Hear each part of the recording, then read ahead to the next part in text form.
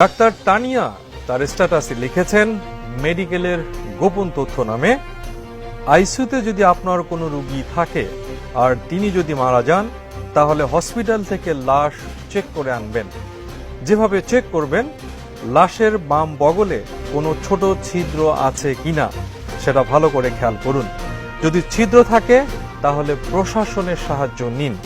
কেননা আপনারা হয়তো গরুকে ইনজেকশন দেওয়ার সিরিজ দেখে থাকবেন, ঠিক তদ্রূপ একটি অকৃত্রিম সিরিঞ্জ আছে যা বাম বগলে ঢুকিয়ে দিলে মৃত রোগীও মনে হবে জীবিত আছে এবং শ্বাস গ্রহণ করছে।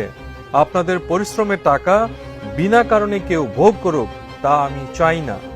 একটি সিরিয়াস রোগীকে একদিন আইসিইউতে রাখতে প্রচুর টাকা লাগে, আর এই কৃত্রিম সিরিঞ্জ দিয়ে কমপক্ষে 24 থেকে 32 দিন একজন রোগীকে আটকানো খুবই সহজ। জনস্বার্থে এটি শেয়ার